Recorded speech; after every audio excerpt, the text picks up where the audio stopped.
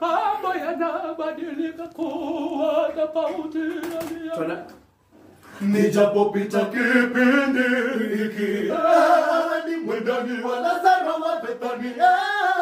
Mambo yanabadilika kuwa tofauti. Yalivyokuwa mwanzo, Martha na Mariamu wakashangaa, huyu mtu wa namna gani abadilisha mfuko wake?